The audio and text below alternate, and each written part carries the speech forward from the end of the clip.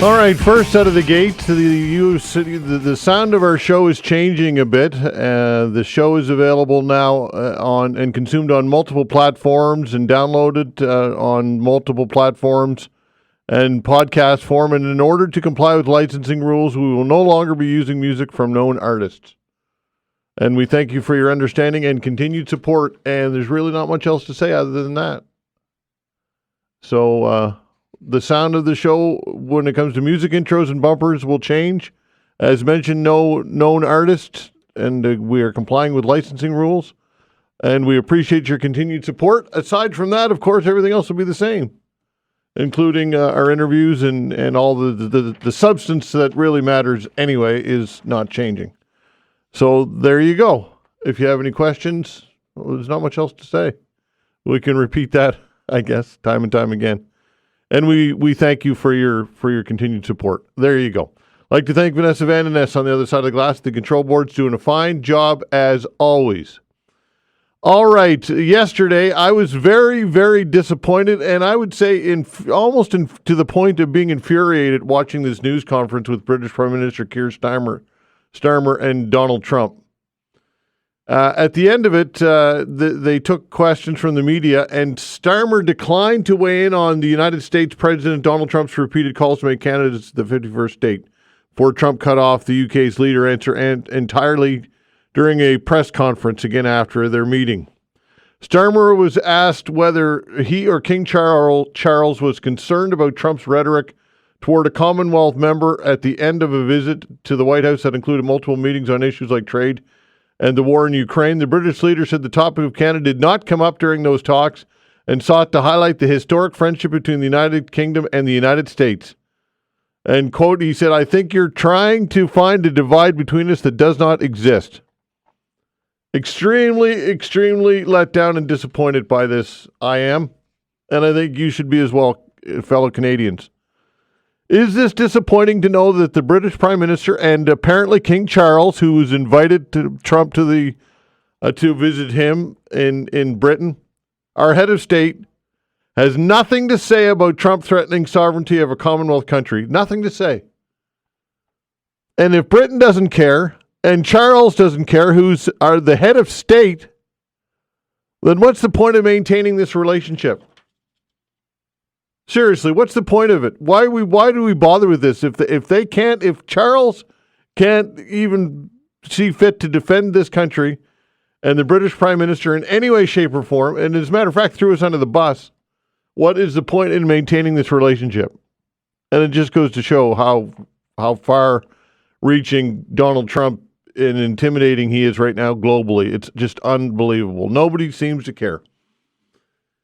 And we are basically on our own as a country right now when it comes to this battle with the United States and this attack on our sovereignty. And I'm going to get your take on all of this again when we open the phone lines between 11 and 12. Perhaps some of you out there don't care about this. Perhaps you don't think it's a big deal. I did. I was upset by it, actually, and insulted by it. I thought it was absolutely pathetic.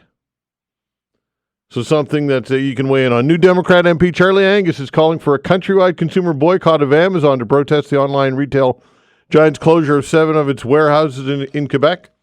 And this, of course, coincides with a large movement to shop local and buy Canadian. Do you agree with this? And would you pay more to support Canada? Would you boycott Amazon? I mean, look, people talk a big game when it comes to these things, but when it comes right down to it, will you put your money where your mouth is? And can you afford to? Because for a lot of people, they just simply can't afford it. If you've got a family and you can buy products on Amazon or online, and it's considerably less expensive than to buy local, it's a matter of economics for people's pocketbooks in many cases.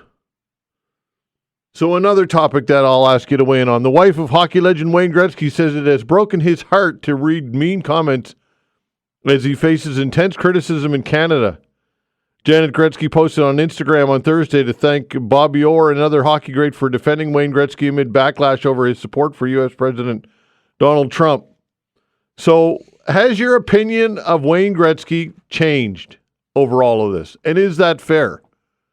I mean, look, he's a He's a Canadian, a great Canadian. The great one, as we call him, has his reputation been tarnished, in your opinion, as a result of his political viewpoint and support of Donald Trump? And another victory lap for the press. Nova Scotia Premier Tim Houston is agreeing to resume taking part in media scrums at the legislature after facing accusations he was curtailing press freedom.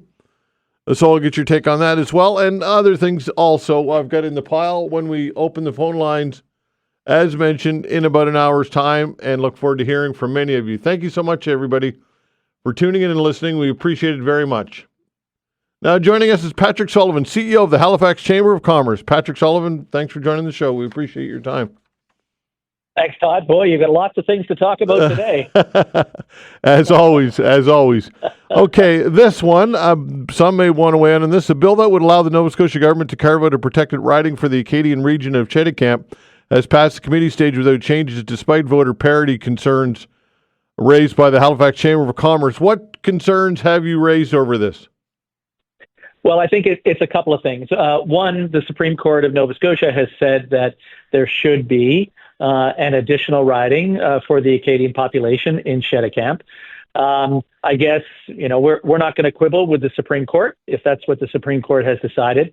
However, I think what we want to point out is there's already underrepresentation for Halifax in the Nova Scotia legislature, and this will be another MLA who will be outside of Halifax, which will further reduce Halifax's voice in the legislature. When we're approximately 50% of the population, we only have about 41% of the MLAs. Okay, is there anything in the books that dictates how this should go proportionally? Yeah, absolutely. The Supreme Court of Canada has weighed in on representation and voter parity, because that's the way to think of it. Is a vote in Halifax should be the same as a vote in Guysborough or Yarmouth or whatever it is, but we don't really have that because the Supreme Court has also said that for historical reasons and for linguistic reasons and those kinds of things, there can be variances in ridings. But the Supreme Court generally says that variance shouldn't be any more than about 25%. And we know that, if we look to some of the additional ridings that were announced in 2019 and then elected later, we have some small ridings that have 6,000 to 8,000 people versus Halifax with almost 20,000 people in a riding. All right, from a chamber standpoint, from an economic standpoint, how does this impact the city HRM? Well, what can happen, I'm not saying it is, but what could happen is if there's a bias towards rural Nova Scotia, rural being, let's call it anything outside of Halifax for this argument, then, rural Nova Scotia could benefit from the tax base that is Halifax, and it more money could be distributed to rural Nova Scotia versus being spent in Halifax. And although Halifax has a strong population and a strong sort of group of people and strong tax revenues on its own, it still needs the support of the province as the population center. So it creates a bit of a conflict, if I could put it that way, between Halifax with only 40% of the MLAs and the rest of the province with kind of 60% of the MLAs. All right. So what needs to happen in order to make these changes? I would assume the government would have to take this on, the government of the day, obviously. So the Supreme Court has said that within 20 months, Chéticamp needs to have a riding.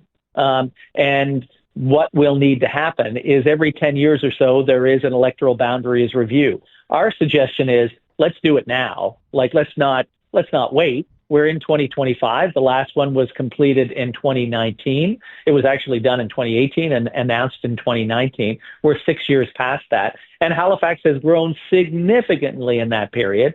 There's, another 50,000 people in Halifax since then, which is effectively another at least three ridings. Now, not that I'm saying we should increase, the number of ridings because we're already overgoverned, but Halifax should have the right share. And our worry was with this Chéticamp look that they won't be doing another review of ridings until into the 2030s. It should be done at the latest by 2029, which is 4 short years away, and Halifax should get its fair share. So we just wanted to raise the point, hey, don't push this to 2035, 10 years from now. Let's do it when it's supposed to be done in 2028 or 2029. Okay, so when it comes to, I guess, representation and the government, are you concerned that the government of the day, the Houston government, benefits from rural ridings, and we can see that in the last election. Therefore, it would be perhaps not motivated to move on this? Well, I mean, I don't want to point fingers at the Houston government. I'd say any government.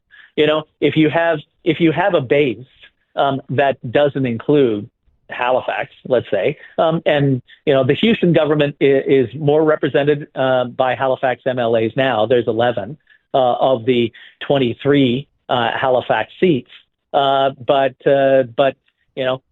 previously, I think there were only 6 MLAs from Halifax, and in a majority government that was, I can't remember the exact number, but sort of 32 or 33. Now there's 11 of 43. So any government is going to look towards its base, if you will, base meaning where the ridings are that make up the government. So I don't want to say. I'm not going to point fingers and say, hey, look, Halifax isn't getting this, because if you speak to anybody in the rest of the province, they would say Halifax gets too much. But what I would say is that we're only 40% of the seats in the legislature, and we're almost 50% of the population, and we're more than 50% of the GDP. So, Halifax needs to get its fair share in representation in the legislature.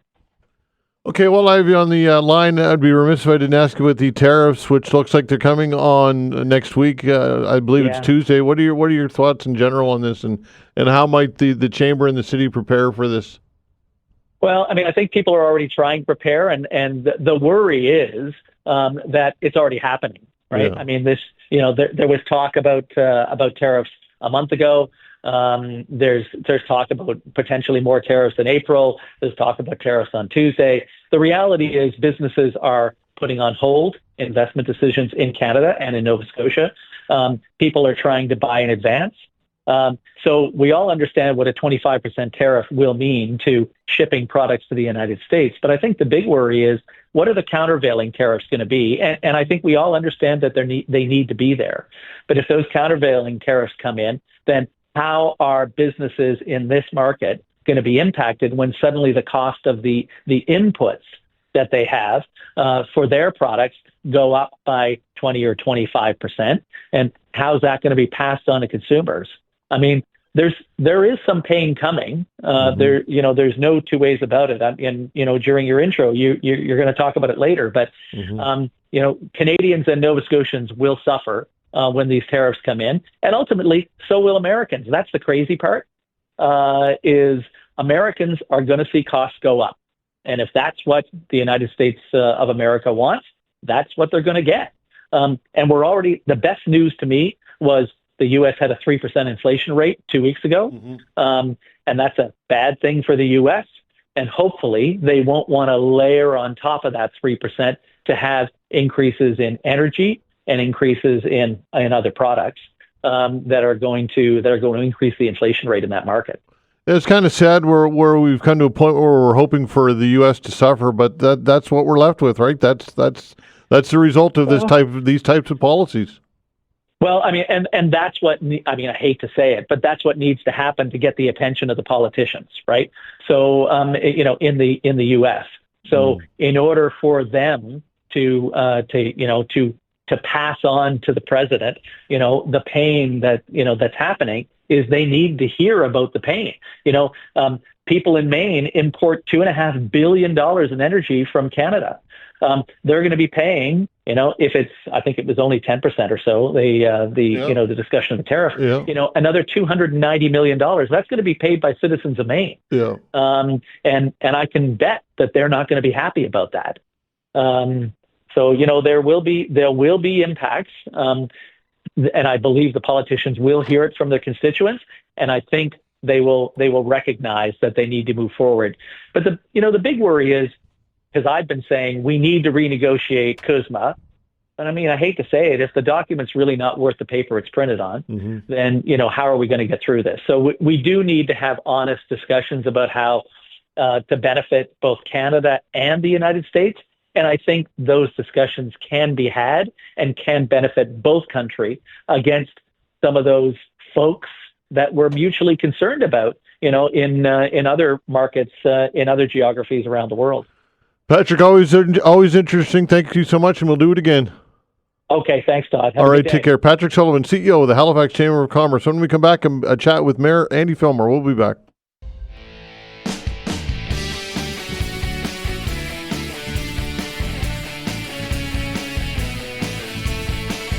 All right, a reminder, we will be taking your calls between 11 and 12 as we do each and every day. And again, lots to talk about today. We got impending tariffs coming on Tuesday, I believe it is.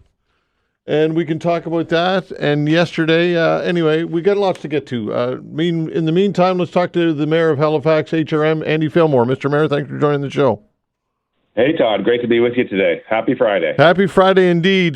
Before I get to, I want to talk to you about this Windsor Street Exchange redevelopment project, but I want to get to your take on the tariffs coming. Looks like with Donald Trump, you never know what's going to happen, but it looks like it's going to happen next week. What are your thoughts? Yeah, it's so much uncertainty and bluster. You never know one day to the next, and I think chaos is certainly part of his agenda. Lots of conversations happening with businesses in HRM, many of whom will be pretty significantly impacted if we have to see a dry up of exports to the United States. So this focus that we are seeing across Canada now on east-west trade rather than that north-south trade is going to be incredibly important. And a big part of that is focusing on buying local, and I love seeing our major retailers start to highlight made in Canada goods. And I hope, and I think it's true. I think most of us are starting to really focus on choosing Canadian goods. That's going to be key. Yeah, for some people, though, it comes down to price and the family pocketbook, if they can afford it or not. And I think that's understandable, right? Absolutely. Already prices are high, inflation and so forth. So this doesn't help in the least. But the way that it's being described to me by our local economists at the Halifax Partnership and others is that there'll be a period of short-term pain while we transition to this sort of made in Canada new reality, but then it'll even out again and normalize. So we might have to take a little bit of a pinch there at the beginning, but it should be. I think it's going to be okay overall. Okay, let's talk about the Windsor Street Exchange. It was on again, then off again. Now it's on again. What's the latest on the Windsor Street Exchange redevelopment project? Yeah, so it's a fascinating tale with twists and turns. But you'll remember about 3 weeks ago, council voted to kill it. Now we heard a lot of feedback from community, but most importantly, we got a lot of new information from the staff. Engineers, the design team that have been working on this design for the last several years. And when they presented that information back to the council on Tuesday, they made a really compelling case. They filled in a lot of information that councillors felt was missing in the first go-around. And I was really happy to see the project is back on track, Todd, because, delaying an infrastructure project of that size for whatever reason is only going to add cost to the taxpayer. So it was a really good night at council on Tuesday to get this back on track. All right. So what were the sticking points? It was bus lanes and active transportation, and what were some of the wrinkles? Yeah, the wrinkles. So the plan that the staff came back with had a dedicated bus lane inbound, but it lacked a dedicated bus lane outbound. And so when the bus lanes aren't dedicated, that means the buses are mixing with traffic and crossing lanes and merging and all that. So it has a very negative impact on the ridership experience. So what the staff came back with and said was, we know we're missing that outbound dedicated lane. So we're going to add a phase 2 to the project, which is to engage the Halifax Port Authority, which owns the land on the basin side of the pinch point there at that exchange, And they're a willing partner in this, right? They're a beneficiary of the federal funding from the National Trade Corridors Fund that is helping to pay for the interchange. So they're going to be a willing partner, Signals are, in conveying some land to HRM so that we can build that outbound dedicated transit lane in the future, in a future phase. Good outcome. All right, and of course, I'm reading on our website that we, by delaying it, we could have been foregoing with $35 million in federal and provincial funding as well. That's exactly right. So not only would inflation have bitten us and the cost of labor and materials have bitten us, because that goes up every year, we also would have been down the federal and provincial funding in the range of $35 to $40 million. So it really was, again, I want to credit staff for doing a really great job for painting the picture more completely than perhaps they did the first time around.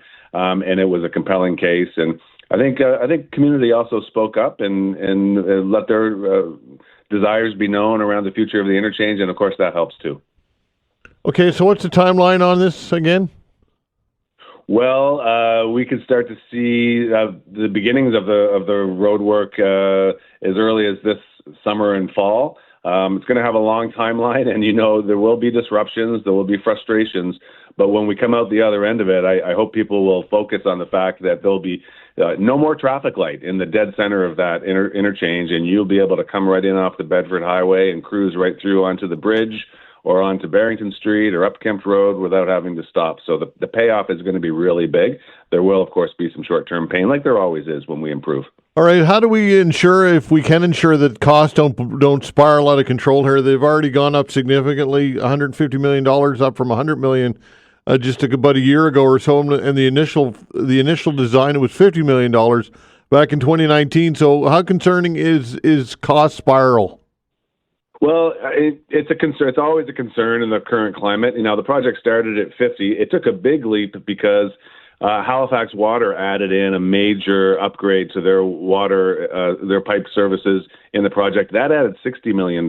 So folks should be clear that that $60 million of that big increase is actually for I would call it a separate project. It happens at the same time because you only want to open up the road once, right? Dig the hole once. Mm-hmm. And so $60 million of that was Halifax Water. Several other million of that, 10 or 20 more million, are what are called contingencies. Basically, you pack away a little extra money in case of surprises. Yes, there has been inflation on that 150, but it's not as bad as perhaps it first seems. Now, going ahead, your question was, how do we control costs? This is bid on what's called a progressive design build contract. So there are a number of phases, and each phase gets tendered separately, and that's an opportunity to be competitive and to get the best bids at each phase going forward. So that's going to help to control costs. Okay, before I let you go, just got this email from a listener. Dave said, would you ask the mayor if he plans on keeping his election promise of no tax increases for the next couple of years? What's your response? Yeah, absolutely. I made a big intervention at council on Wednesday. In fact, my team just put a post on Instagram and Facebook about an hour ago that will answer the listener's question. I campaigned on zero tax increase, and I'm going to do everything I can to maintain it. And I just introduced a sweeping motion that will allow council to maintain a zero tax rate increase. But that's going to be subject of a council vote and a debate. So I've set the table for it, and we're going to see what the council decides. So I'm hoping for the best here. But ultimately, as you said, it comes down to your one vote, right? Ultimately, that's the challenge, is it not? That's exactly right. So I've been working in conversations with my colleagues, behind the scenes. I've been working with the CAO, the Chief Administrative Officer, or City Manager, some people will call it, agrees that the changes that I proposed are manageable, and they would allow a flat tax rate while still delivering the core services that residents expect and deserve. Okay, Mr. Mayor, appreciate your time. Thanks so much. Always a pleasure, Todd. Have a great weekend. All right, take care. That's Patrick Sullivan, CEO of the Halifax Chamber of Commerce. I apologize. That's the Mayor of Halifax, Andy Fillmore. I was reading the wrong line. HRM Mayor Andy Fillmore. Tim Powers, I know for sure when we come back. Thanks.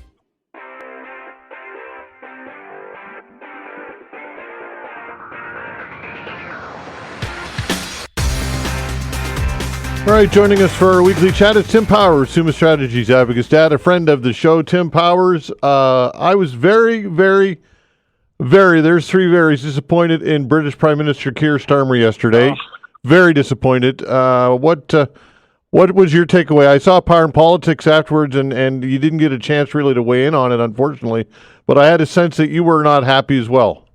Oh, I was livid, Todd. Yeah. Look, I get what the Brits are trying to do, not aggravate Trump, but can somebody please stand up for us? I mean, it's not like we haven't shed blood all over Europe for both the Brits and the Americans. It's not like we haven't been cannon fodder for the Brits in particular, Vimy Ridge or Beaumont Hamel. I mean, the only way Trump is going to come to understand that he can't bully people is people standing up to him. And, I mean, Starmer's not been off to the greatest start in the United States. And, yes, he's got to think of Britain first. But, yeah, it was disappointing. And the King's invitation, I get all of that. But, again, we're still part of the frigging monarchy. Yeah. How about doing something for us?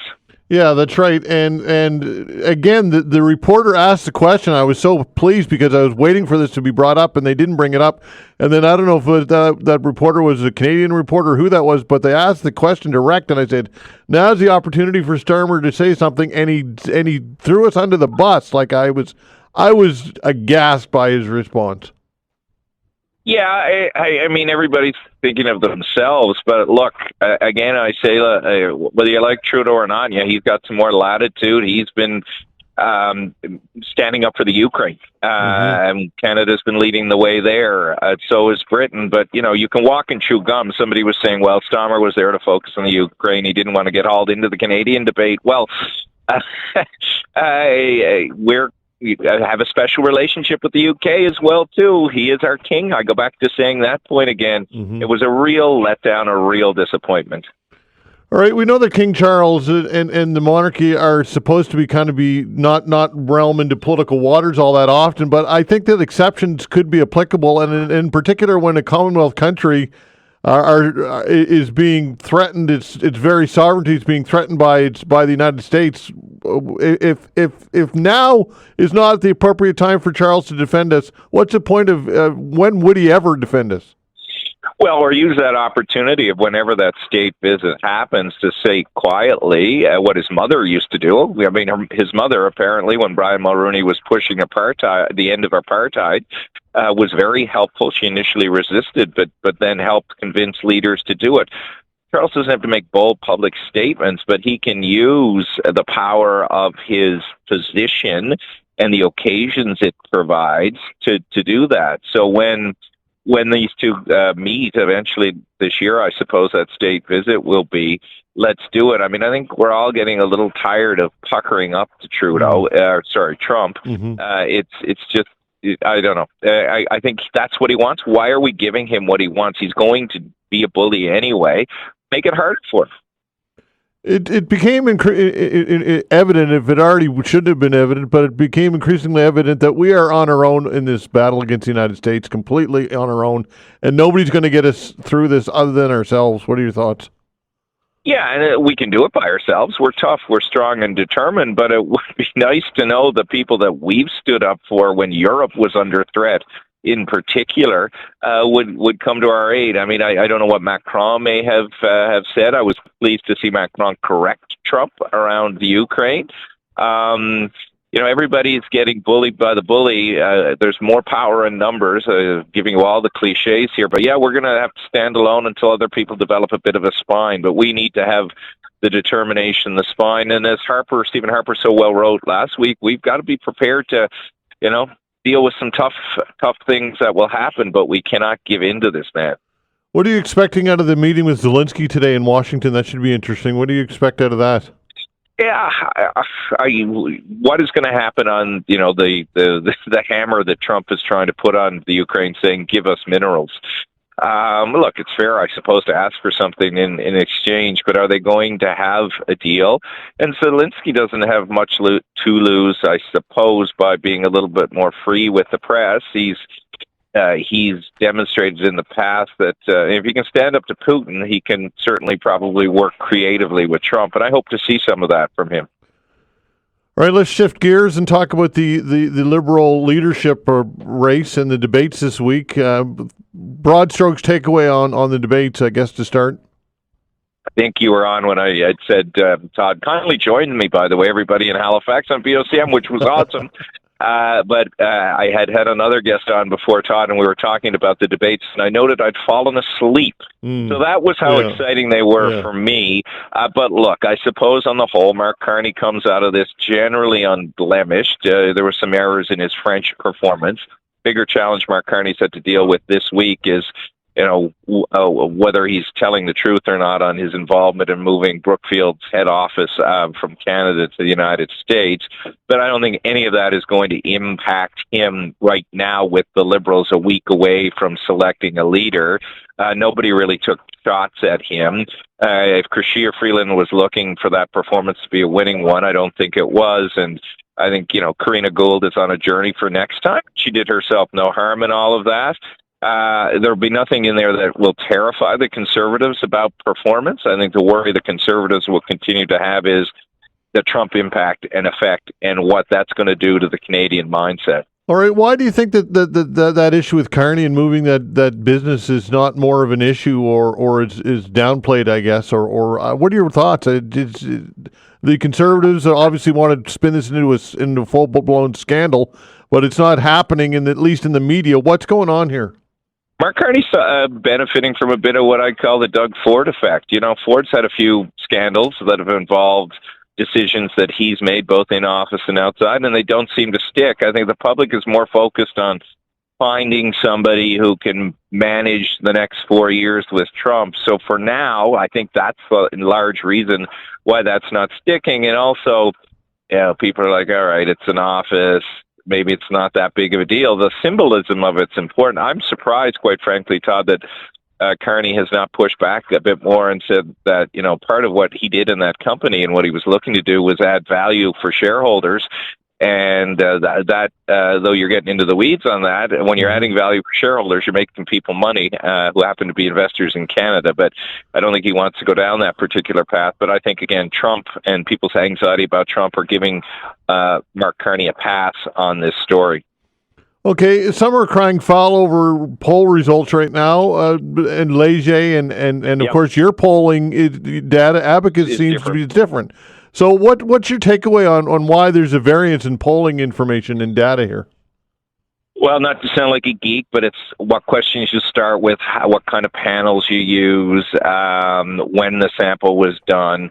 I think, again, and it's frustrating for people, I get that, and I get that as I answer it this way, but what you have to look at is the trends among all the pollsters. So what do you see as a common trend? The Liberals are rising. Have they gone over the Conservatives or not? That there are polls that say they have, there are polls that say they haven't. All the polls seem to be consistent on the gain that the Liberals are making right now is off the NDP. All the polls also seem to be consistent that where Carney is favored over Poilievre, he's favored because Canadians think, at least right now, he'd be better dealing with Trump than Pierre Poilievre would. To look for the consistent patterns. They're never all going to be identical because of methodologies and time frames and the size, but the patterns are what's important, and the patterns are generally all the same. The gaps may differ. Okay, so the accusations that pollsters are corrupt and bought and all of that stuff, I mean, you can speak to this directly. Mm-hmm. What's your response to those people who make those accusations? We do no polling work for any political party. That's what I say. So it's not in our interest to favor one over another.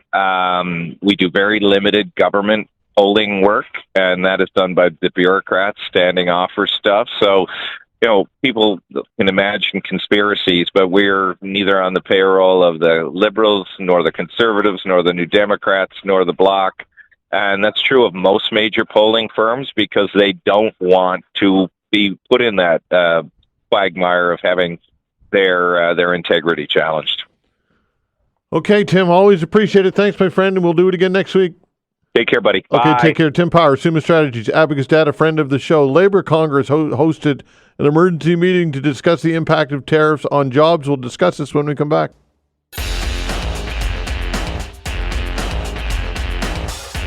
Siobhán Vipond is the Executive Vice President of the Canadian Labour Congress and joins me for a chat. Siobhán, thanks for joining the show. We appreciate your time.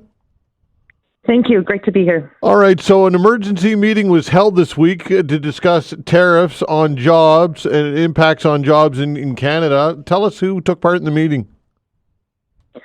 Absolutely. So earlier this week, we had all of our unions from across the country. That's about 55 unions, their top leadership, their top staff, coming together so we can talk about what the impact of this tariff is, because let's be very clear, the impact is going to be felt by workers more than anybody. All right. How do we know how many jobs are going to be impacted, or do we know? Well, the estimate right now is 2.4 million across the country. And you know what that looks like here in Nova Scotia is the numbers is 34,973. And I think it's really important to know that that's the kind of initial wave of, direct or indirect jobs. That's not the fallout of what happens after that. If we lose that many jobs, then it'll start affecting, public services, all of those other things. And so this impact is huge. This is going to be the biggest economic shock of our lives. All right. So, what are the expectations from government? What are your expectations, and what tools do you think government should be using here? Yeah, well, we're coming together to make sure that we can, call on political leaders, because every decision that's made has to put workers first, not 50 first. That's what we need to see from them. So we need to see investments in job. We need to see what does it look like so that we can keep people working, especially in those markets that are so overly exposed to the trading partners of the U.S. And then we need to look at our EI system so that it's there for folks, all folks. We can't have people falling through the cracks if that's where they go. But very first, we need to see these jobs protected, because we know this whole thing is all about Trump needing to fundraise, because he's giving $4.5 trillion tax cut to the wealthiest Americans. And that's going to be paid by these tariffs, which means it's coming out of the paycheck of average hardworking Canadians and Americans. So our government needs to have a strong response, and it needs to be a worker-focused response, because when we take care of workers, we're taking care of families, and that's going to be good for all of our communities. All right, drill down more into what that looks like, a worker-focused response.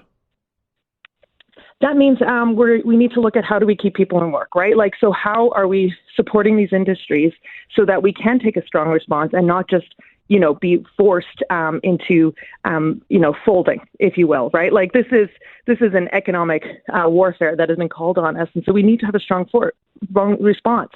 So how do we get other markets? What is our relationship looking like with Europe right now? What are the markets that this stuff is going to be going to? And also, where are the investments coming? So if we're going to be investing in, whether it's infrastructure, we're going to be investing in industry so that we can, buy Canadian, make stuff here, that'll help through this tough time as the markets are going to change and find new people to purchase what is, we should be very proud of what we produce here in Canada, and also about our natural resources.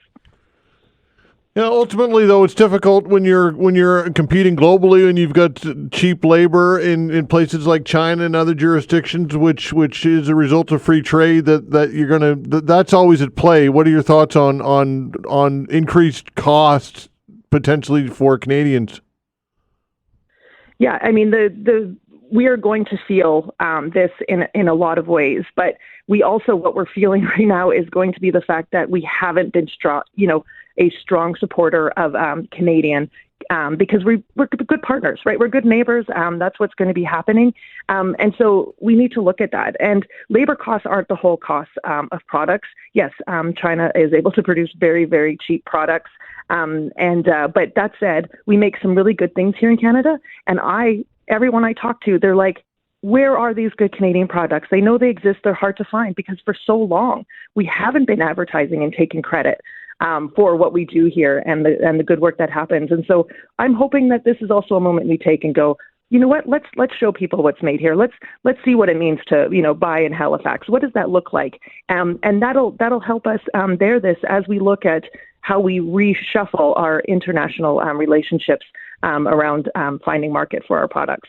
All right, so finding markets for our products, that's challenging as well globally. What are your thoughts on the government's ability to do that in a timely fashion? Well, this is why we keep asking this is why it has to be workers first, because it can't be, we feel this economic shock, we have this unprecedented unemployment, and we lose all that jobs. There has to be investments as with that transition happens. And there just needs to be, some bold relationships happening now. We have a lot of natural resources here that are needed in the global market. And so that, that is a focus that this government can, and they need to take a strong stance. That's what we need to keep pushing for. It can't be, as we're hearing, across the country, different kind of, it can't be, if we're just nicer, we're going to get better.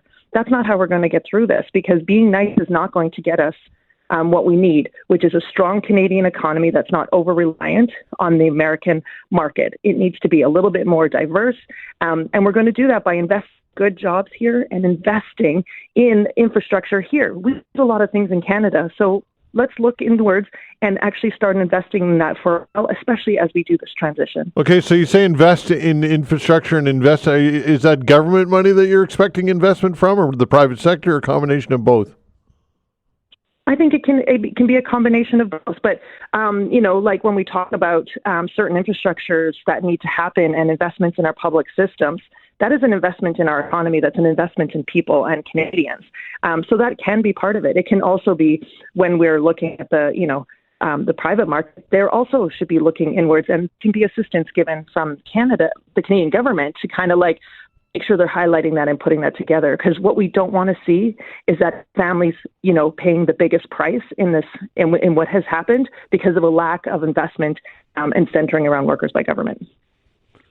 Okay, and I guess reciprocal tariffs, they can cut both ways, because although they send a message, they also mean more expensive items coming from the United States into Canada. What are your thoughts on reciprocal tariffs? Yeah, I think everything is on the table at this point. And what we can't do is, pretend that this is a fight that we're going through by being nice, because we're going to stand up for Canadians. And when we look at reciprocal tariffs, they have to look at what makes sense. But we cannot be that we're going to, just allow this to happen to us. We're going to be a part of this, and we're going to fight back. And that can be one of the tools that government uses. All right. And you feel that there's good solidarity across the country? Well, listen, our meetings, these are late night emergency meetings that we're having, and the amount of people that are showing up. We talk to workers all the time. We're in Halifax right now with over 100 people coming together to talk about our Workers Together campaign, and everybody is looking to us saying they want to do what's good for Canada, and they don't think it's fair that if it's workers who are going to have to pay this price, because it's going to be hard on American workers, and it's going to be hard on us. So we're working in solidarity with our American unions to find out what's good, but we are going to do what's good here. And I'll tell you, across the board, everybody wants us to fight back. Okay. Appreciate your time. Thank you so very much. Thank you. Take care. All right. Take care. Siobhán Vipond, Executive Vice President, with the Canadian Labour Congress. So ultimately, look, folks, are you willing to pay more money in order to support Canadian and Canadian jobs in the Canadian economy and Canadian manufacturing? Because it will cost you more money to do so. Don't kid yourself, it will. And I'm not saying that's a bad thing. I'm saying that's reality. Because the reason why we import things is because it's less expensive. And we've gotten away from in many cases, manufacturing here in Canada, and I understand that we need to reverse course and find markets and diversify trade. But the reality is that you, as a Canadian consumer, are you willing to pay more to support Canadian products and Canadian manufacturing? And in some cases, significantly more. That's one of the questions that I'll throw out there for you. Also, British Prime Minister talked about this with Tim Powers. Keir Starmer declined to weigh in on the U.S. President Donald Trump's repeated calls to make Canada as the 51st state. Yesterday, during a new press conference at the White House, I was very disappointed in Starmer on this, and also King Charles. Doesn't look like he's going to have anything to say about this. As a matter of fact, he looks like he's sucking up to Trump. He's invited him to the U.K. to visit with him.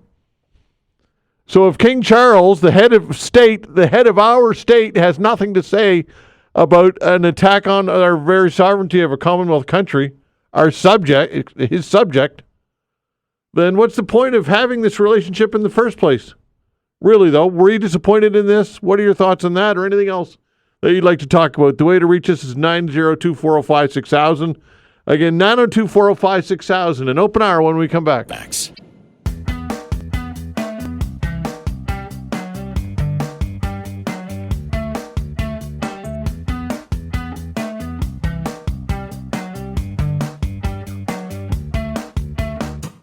All right, taking your calls, 902-405-6000. What would you like to talk about on this Friday? Again, 902-405-6000. I brought this up a couple of times already today, and I got a couple of emails on it. British Prime Minister Keir Starmer declined to weigh in on U.S. President Donald Trump's repeated calls to make Canada the 51st state. Yesterday, during a press conference after the two met in the White House, Starmer was asked whether he or King Charles was concerned about Trump's rhetoric toward a Commonwealth member at the end of a visit to the White House that included multiple meetings on issues like trade and the war in Ukraine. And the British leader said the topic of Canada did not come up during those talks and sought to highlight the historic friendship between the United Kingdom and the United States. Basically threw us under the bus completely, is what he did. No care, no concern. Who cares about Canada, Commonwealth country? Who cares? Was basically his response. That was my takeaway from it anyway. And the fact that King Charles, who's the head of state of this country, and monarchists will repeatedly tell us that we need a head of state. That's why one of the reasons we can't shake this relationship, because we have to have a head of state. Well, if the head of state is going to be that useless to not defend one of his Commonwealth countries at a time when it is threatened directly, its sovereignty, by the United States, and they choose to sidestep it and say nothing and be indifferent, then what the hell is the point of having them around anyway, in all seriousness? And shame on the UK and Starmer and King Charles and anybody else associated with this attitude of indifference towards Canada. That's my take. What's your take? You can get into anything else you'd like to talk about as well, of course. 902-405-6000. Barry, hello. Hello. Well, first off, we're a sovereign country, and I guess until the state says they're going to overtake us by force, they don't want to comment. But first, well, even if they did want to take us by force, I don't know that they'd do anything. No, it's pretty sad. But Charles is an idiot. He can't even dress himself. And I watched when he first became queen, he got ink on his hand, and he started shaking his hand, and someone had to come over and take his hand up and wash it for him. I don't know if he puts on his own underwear. I mean, he's downright pathetic. And even the British laugh at him. Well, I don't know about somebody's physical abilities is a reason to laugh at somebody. I don't know if that's fair, but life. What's that? It's been spoiled all his life, like Andrew with all these teddy bears. Yeah. They lived a very charmed life. Yeah, to say the very least. And they don't have any power. The last person to believed in the divine right of kings, they couldn't get the idea out of his head, so they got his head out of his body. And he's a figurehead. He's for promotional. It has nothing to do with us. Really, we're a sovereign country, and well, he does. I guess he's got something to do with us. He's our head of state. Yeah, but what power has he got? Well, okay, but he's still our head of state, and if he's got no power and no influence, and he's not going to defend us and be completely indifferent towards us, then what's the point of having him around? There isn't any. That's the point. Yeah. In fact, in Britain, the monarchy is below 50% right now in the polls, so they feel the same way. It's with all the scandals and pretend. It's just ridiculous. But the United States, with all this talk and all this, and voting the way they did, they won't even say that Russia invaded Ukraine. I was watching a bunch of generals talking this morning, and they said basically, if they become an island like they were before, and this was his 30s, this guy that talks to me, how Normandy could happen all over again. If they're an island in the States and it gets to that stage, they will have nothing. And these are American generals. They're saying that we have no base, no nothing over there, and that end up with having to relive Normandy, where they lost most of the people. The states lost in the Second World War was at Normandy because they didn't get involved with the world. They became an island, and they're doing this all over again. And this is not good for the world. It makes the whole world more dangerous. And Trump's just an idiot. Okay, thanks for the call. 902-405-6000. Joe, hello. Hey, Todd. How you doing, man? I'm well. Good. You know what? If screw the Brits, like that's my first statement. Screw them. Like honestly, like Charles and I can't remember the Prime Minister's name. Keir Starmer. Okay, yeah. Like honestly, if you're not gonna, be our friend, then, go take a walk. And if Mark Carney is going to be the next prime minister, I'm not sure about that. It could be Polyev, but I, stand next to him and say, you know what? I'm bored of you. I am bored of you, Trump. And go ahead and call my country your 51st state. I'm gonna.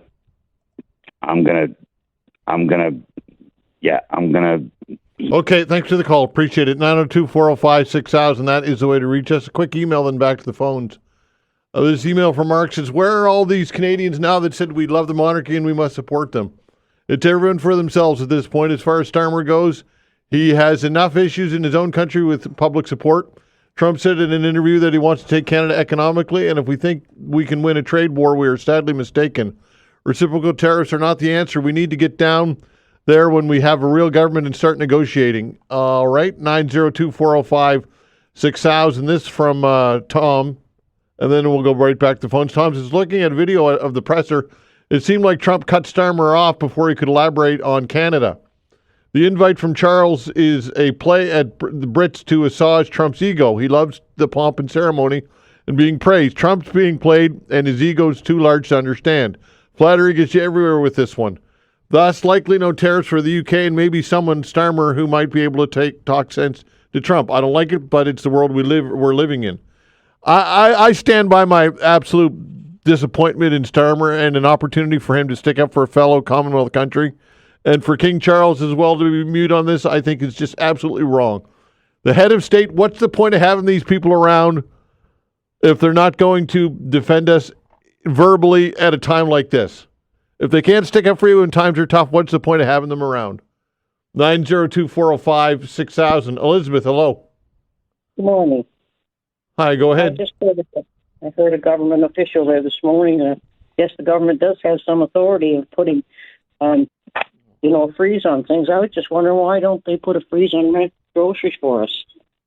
Would help, Well, it's very complicated for the government to get into completely widespread regulate control of commerce. That's there's a lot of danger in that. I think government overreach is and where do you stop with it and where does it end? Right. That's the challenge. It's pretty complicated. Well, I think the test would be if they done this, that they would probably take us out of a lot of poverty and homelessness, because I know my rent goes up $100, 5%. And I'm a senior, and I'll probably be homeless by next year. Yeah, I know. But again, the challenge is, and you kind of moved. You talked about groceries at first, and now you're talking rent. So on the groceries thing, if the government came in and said a regulation across the board on price control, how do you even implement that? I don't even know how that would even work, because it would maybe they should check it out. Well, check what out? What is there to check out? How to implement it, because they already had a freeze on the rent. It was 3%, and then they let it rent is much different than groceries, Elizabeth. Well, the consumer that's selling the groceries, they're the ones that are putting up the prices. It's not the government that's causing that; it's them. Well, but you're saying government should step in and regulate that. Didn't you say right. that? Okay, but yes. I'm saying if you do that, then buyers and suppliers and everybody involved, they'll just go elsewhere. They'll stop supplying. They're not going to lose money because the government says you need to lose money or you can't maximize your profits. It's unfortunate I think the moral of the story is they need to cut. People need to cut back on their greed. Well, that may be so, but I don't know that government regulating and mandating pricing on consumer products like groceries is the answer. As a matter of fact, I would say that it's probably that would lead to more problems than anything else, in my opinion. Well, unfortunately. it happened in America years ago. I read up on it, and it took them out of recession. The government mandated pricing on groceries in the United States. When did that happen? Groceries and rent. Yeah, they did in America. All right. Yeah. Okay. All right. Thanks for the call. 902-405-6000. We'll continue with your calls when we come back. All right, 902-405-6000. Lee says this, and it's right. The government does control some grocery prices when it comes to eggs, milk, cheese, and dairy, and that's true, and that's called supply management. And the result is, as I said, we end up paying sky-high prices for these products in comparison to other jurisdictions. So there you go. Thanks for sending that along. Here's another email, then we'll go back to the phones. This from Johnson. Why are you wasting your time talking with the monarchy? Who gives a damn about King Charles?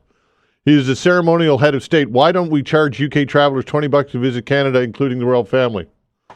Well, the reason why I care is because he is the head of state, and it's disheartening that he would not, and Prime Minister Starmer would not come to our defense. And I think that it's highly relevant, considering we are monarchy. We have the monarchy. We're a Commonwealth country. I don't like it. I know we can't get rid of it because it's embedded in our Constitution and our Charter. So that we'll never get rid of it. So I'm not sitting here suggesting that we start a campaign to get rid of the monarchy. But what I am saying is that I'm extremely disappointed in Charles and Starmer and the UK in general. This was an opportunity for Starmer to stick up for us. I get it that it's a tightrope walk with Trump. I understand that, but still. When the chips are down, folks, that's when you find out who has your back and you can count on. And we found out yesterday that we can't rely on or count on the Brits at all for anything. That's just my take. 902-405-6000. Hello, Gloria. Hi, Todd. Nice to see some of the ice gone. Yeah, absolutely. Todd, like you yesterday, when I saw that British Prime Minister, I felt ill and abandoned. Yep. You know, when is somebody going to stand up to this bully? And to think of how we supported the British all along. And you know what I call these people? Maybe it's not a good term, but I call people like that Prime Minister a gutless wonder. Yep. That's what they are. Yep, They're absolutely. all for themselves. And we're left like Gretzky. I'll never forget that hockey game, seeing him going by and touching hands with all the American hockey players. He's another one that we have to forget about. And I just hope Ovechkin cleans his record so that we don't hear any more about him. Wow. One other comment, Patrick Sullivan, I think we're overgoverned in this province now. Mm. You know, for a small province. Yeah, 55 ridings, absolutely. If you compare us to the number of representatives we have in all forms of government, we're overgoverned. And we really can't afford it. Okay, Gloria, appreciate your take as always. Thank you. Okay, thanks. All right, take care. 902-405-6000. Hi, Rick. How are you? Hey, good morning, Todd. Look, back in 2015, I posed a question to my learned geopolitical Facebook friends.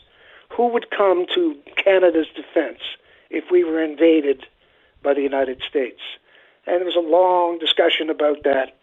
And we went through all the, usual suspects. Well, Great Britain, and that was kind of counted out because they don't have the military. And it finally came down to there was only really one country that people thought, well, they're the only ones who could stand up militarily to the United States and wealth-wise, and it was Russia.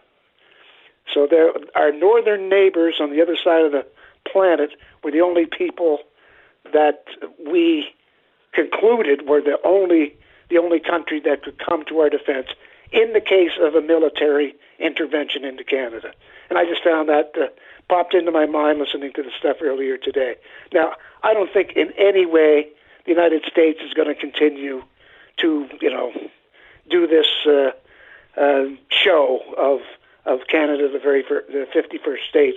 Trump's got it in his mind. It's a joke.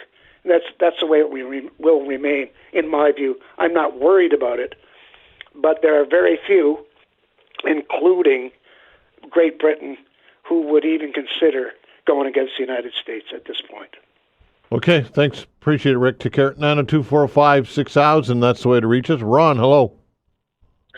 Hi, Todd. I'm going to start off just to ask you, do you have Amazon Prime on your TV? Yes, I do. Do you? Okay, good.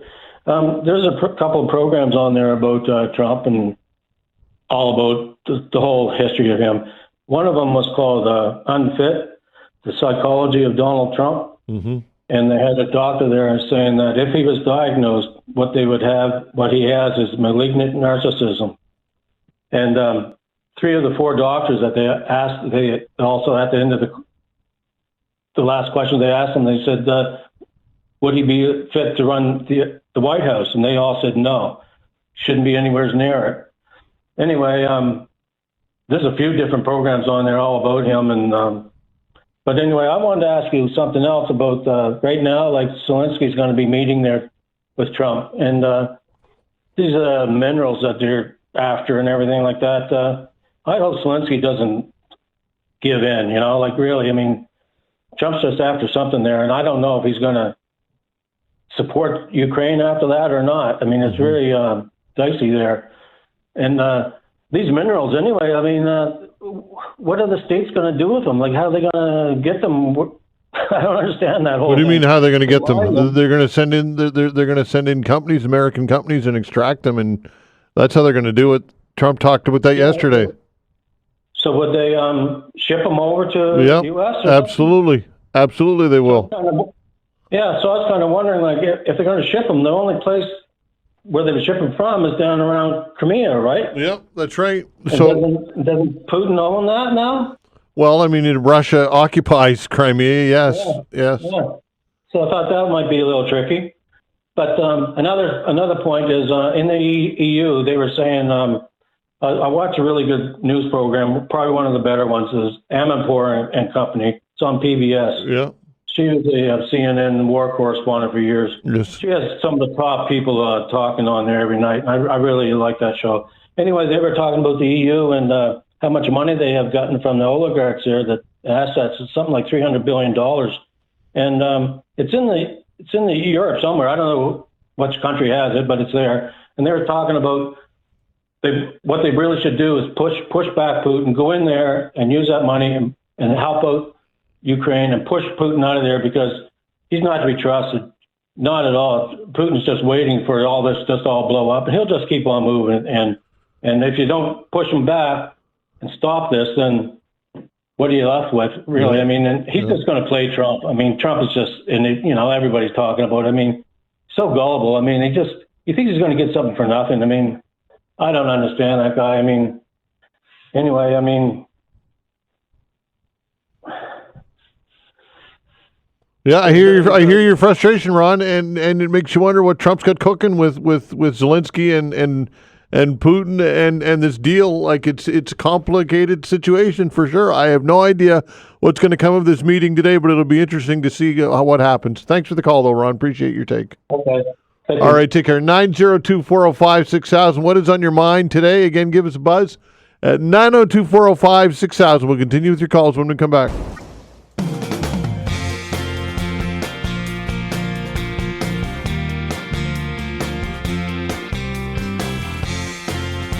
All right, taking your calls, 902-405-6000. That's the way to reach us. Again, 902-405-6000. Hello, Sandy. Hi, Todd. Thanks for taking my call. I just wanted to touch on a few of the things that were said about the monarchy and King Charles. First of all, I find the personal attacks that have been levied against him by some of the callers quite disappointing. I mean, he is, our sovereign and head of state, and he is a person that I think deserves considerably more respect than that which is being shown. Really, a lot of the attacks that have been levied against him have been quite baseless. What attacks are you talking about?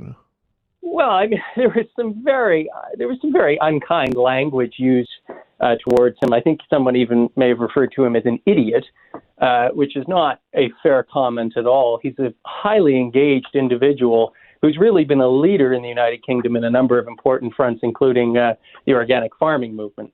That's just the personal question. But I wanted to touch on the comment about the state visit that President Donald Trump has been invited to.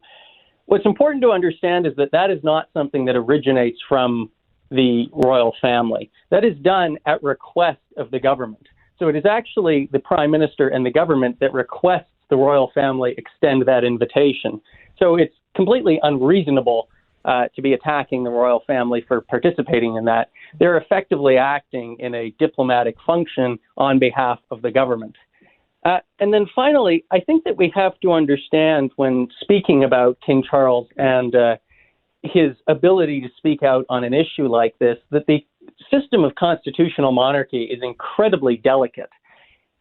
He would be criticized no matter what he does in this situation. And it would be very dangerous, really, for him to speak out and take a political position, because the constitutional monarchy that we enjoy here in Canada and that they enjoy in the United Kingdom is specifically designed for the monarch to remain apolitical.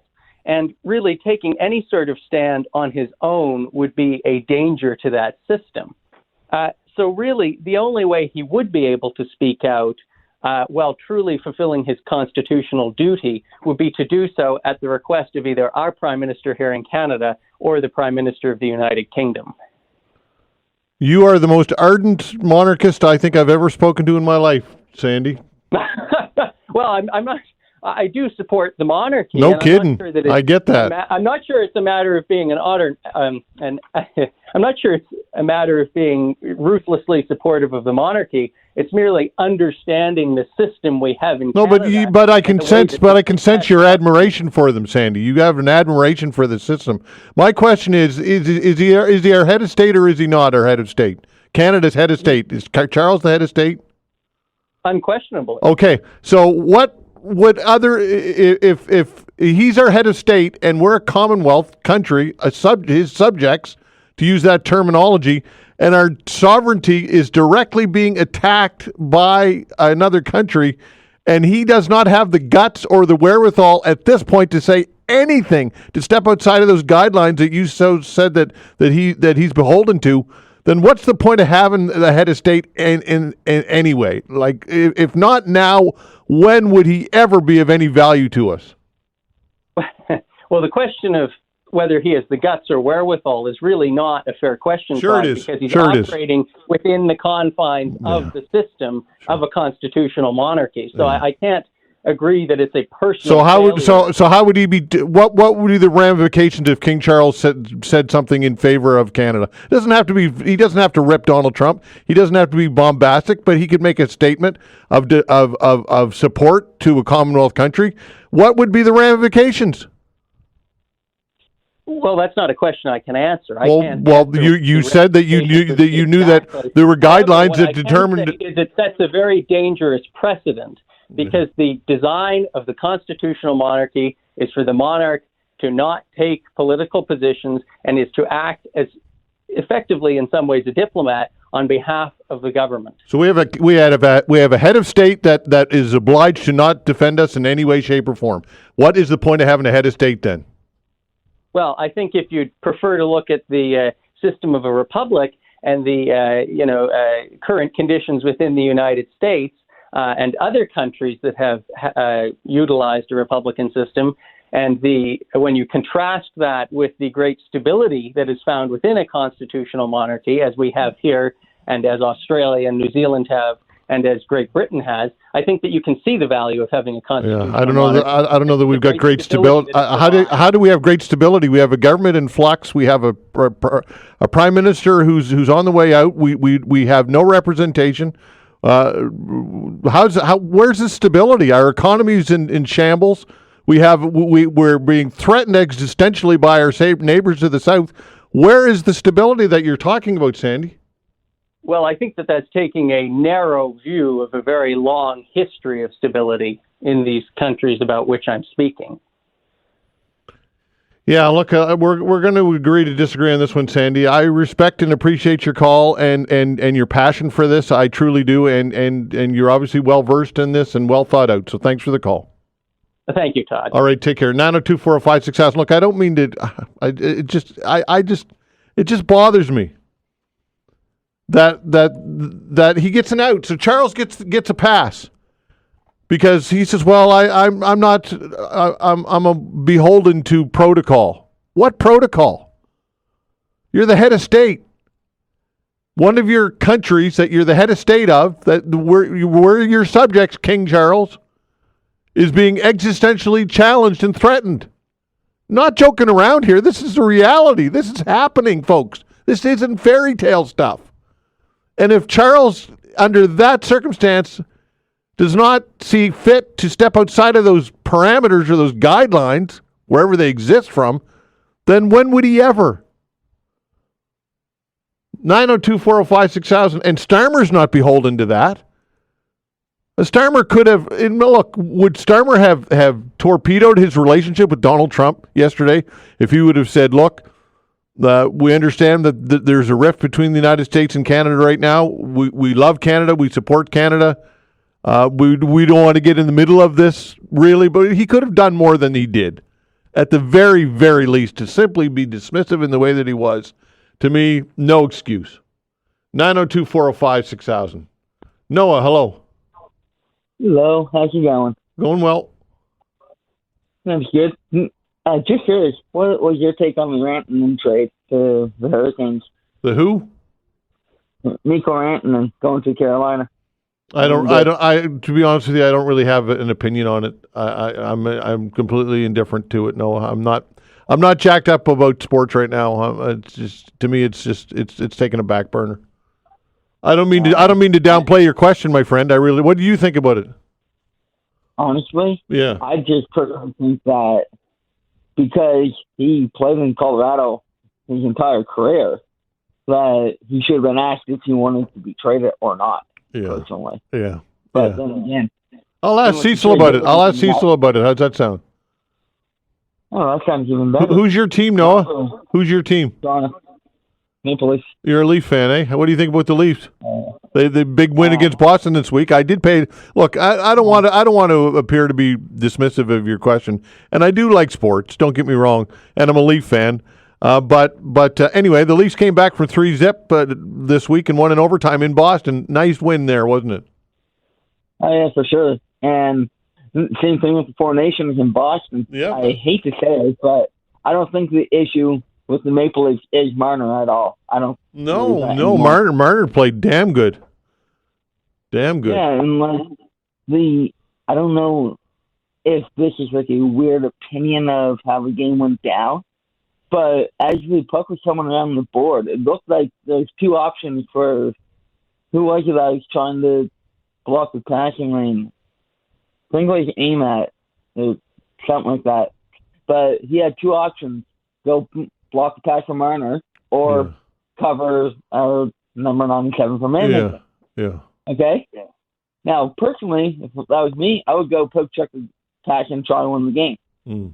But when you have one defenseman that's kind of tangled up on the boards, and you're the only one there, 2-on-1, not too often are you going to be stopped. Right on. Okay, Noah. Thanks, pal. Appreciate the call, buddy. Take care. Have a good day. 902-405-6000. Bert, hello. Hey, how are you, Todd? Hey, I'm well, my friend. How are you? Oh, not bad. Todd, what's going on with you? I don't understand your question. Oh, okay. I'll rephrase it. Why are you trying to blame everything on King Charles? I mean, what about Trudeau? He's our prime minister, not King Charles. I mean, he's an old man living in England. Well, I'm not blaming. First of all, Bert, I'm not blaming. Basically brought this country to its knees. Okay, Bert. First of all, I'm not blaming everything on Charles. I'm just responding. Well, then you're not listening. I'm just responding to what Charles is his indifference towards the situation. That's all I'm responding to. Who cares? I care. I mean, we're I a country. care. We're I a care. country. It's called Canada. Yeah, and we're a commonwealth, and he's our head of state. He's our head of state. Who's the worst prime minister Canada ever had. All right, that's fair. Agree with that. Well, yeah, I'm not a Trudeau fan at all. No. At all. And you know what he's going to pull after this? What? When they get the new prime minister elected, yeah, They're not going to call an election right away. They're going to hang out until maybe September, so they can give money to Ukraine. They can give money to their favorite charities. And who gets screwed? Canadians. What do you base that on, Bert? Just your instinct? No, I base it on his track record. He is a slime ball. Okay, all right. Now that's not a big deal to call somebody a slime ball. Well, it kind of is. Do you know what he did? Do you know what he did 2 weeks ago? Who's he? Who? I didn't even know who you're talking about now. Who are you talking about? Trudeau. Okay. I'm talking about Trudeau. So how is Trudeau? Trudeau is done in 2 weeks. So how's he going to hang on till September? He's done in 2 weeks. He always has, because of the type of person he is. You can't trust him. Okay, so everything he did for Canada was behind everybody's back. All this environmental stuff, all this carbon tax, everything. It was Freeland. It was him, right? They're the people who caused Canada all this trouble. We don't have good people at the head of our politics, and I'm talking about Canada. We don't have much to vote for in the next 6 months or whatever it is. It's a shame how Trudeau damaged Canada. And all these insults towards President Trump. I mean, what the hell is he always insulting Trump about? And excuse me, Todd, but why are you always insulting Trump? Because what did Trump do to you? No. I mean, what did Trump do to me, Bert? If that's the best you got, then I'm going to have to end the conversation. I'm sorry. Okay, one more thing. No, I'm done. 902-405-6000. I mean, we can do better than that. We'll be back. All right, quick email, then back to the phones. John says this, says King Charles is following the policy as laid out when Canada repatriated the Constitution in the early 80s. King Charles will speak out when, if, and when our government asks him to do so. The enemy of Canada is not King Charles. It is the guy who wants to be king south of our border. That comes from John. I never said that King Charles was our enemy. What I said was that he's our head of state, and that is irrefutable. And as our head of state, you would think at some point you could step outside of these parameters, these unwritten rules or whatever parameters that he's supposedly guided by. What would be the harm in him saying, "Look, I'm concerned for the country of Canada, a commonwealth in which we have a proud and long distinguished relationship with, and we support Canada in this time of trial and struggle." What would be the harm in that? What's he going to get chastised by somebody? Is he going to get in trouble? Somebody going to what would be the ramification? Other than I don't see it. I think he'd be the perfect guy to do it. Now Starmer, okay, you could say, well, the British Prime Minister, he doesn't want to get caught up in this because he's doing a political dance with Trump. That I can entertain that conversation, but Charles, come on. He's our head of state. If not now, he doesn't have her back. He never will. And what's the point then? I know we'll never get rid of the monarchy. I'm not suggesting that we go down that road because it's just never going to happen. But I'm disappointed, folks. I'm very, very disappointed in the UK right now and Charles. Very disappointed. Dave, hello. Yes, good morning, Todd. You're going to need a weekend after this. I'm telling you, what a week of call-ins. Yeah, amazing. Sure. What a week of change. And I'll go one step further. I think we're seeing a new world order happening in front of our eyes. It could be. You see who Trump has entertained. He's had the Japanese prime minister. I don't know his name. He's fairly newish, but he knows him well. Calls him his best friend or strongest alliance in Asia for sure, by far. He had Modi. He had Netanyahu. He's going to have Zelensky today, which could be historic, right? Yeah. And I'm trying to watch all these. It makes my head spin. And he also does it in front of the media and takes questions, hard questions, right? Yeah. He sits there and he'll field questions. What the heck did Biden do at this time? Yeah. He's only been in for a month. Yeah. And by the way, every country's got their own problem. Europe is in a mess. Yes, it And is. do they want to start bringing up Canada's problems? You really see who your friends are, by the way. And until the tanks start rolling in, maybe we're taking this a little too heavy. Maybe we should calm down. We have enough of my mother used to say, keep your eye upon the donut and not upon the hole. We have enough problems. We are rudderless in this country with Trudeau, and he should have left a long time ago. The NDP propped him up. We're a mess. We're vulnerable. But until we actually get threatened, I can't see getting all upset about this. You don't think we've been threatened, Dave? You don't think we've been threatened? I'll worry about it when the time comes. And by the way, your callers, people that say we buy Canadian, well, listen, Walmart, Costco, Amazon, your Netflix, your Disney, all American-owned. Starbucks, Yeah. Tim Hortons. I just saw the lineup at Tim Hortons. Do you think people really care? There are 12 cars deep, 2 lanes going into Tim Hortons. American company, folks. Yeah. Come on. Really. I think we have to keep our heads and our thoughts together. And by the way, Keir Starmer, I don't know if you watched that last night. It was very fascinating. He sat there with Trump. I watched it. He puts on a show, and he pulls out an envelope. He hands the envelope to Trump. Trump said, "Oh, do you want me to open it up now?" He opened it up, and it was from King Charles. He said, Carmer said, this is a personal invite from the King and the royal family for a state visit to the Windsor Palace for Trump. I don't know if you saw that. And I don't know if you know what these state visits are. They're going to put on a big show. I think they may have done it with Obama once before, if I'm not mistaken. They don't do it for every president. It's politics, Todd. It's politics, man. The whole thing is, and Britain it's a mess. It has its problems with immigration. So does Europe, right? But I think we're seeing. So the answer is kiss Trump's ass. That's the answer. Kiss the ring. Yeah. So that's all we got left is just suck up and kiss his butt as much as we can and hope he plays nice with us. That's it. Well, I wouldn't word it that way exactly. Well, it kind of sounds like you said that's what we're going to do. No, I didn't say that, did I? Well, no, you put words in my mouth. I didn't say, okay, but I do agree. People, they're kissing the ring. And do you think they want to go and get involved with the 51st state thing, which is words at the moment, right? They have, like I said, they have enough of their own problems. He had probably limited time to talk to Trump, and they're probably trying to avoid these tariffs. And if you look at the tariffs and see the difference between trades, if you actually get into it, they are, there's $37 trillion in deficit by giving the world a lot of money and a lot of help. I agree with that. Do you not? They got to shrink government, which I think I approve of that.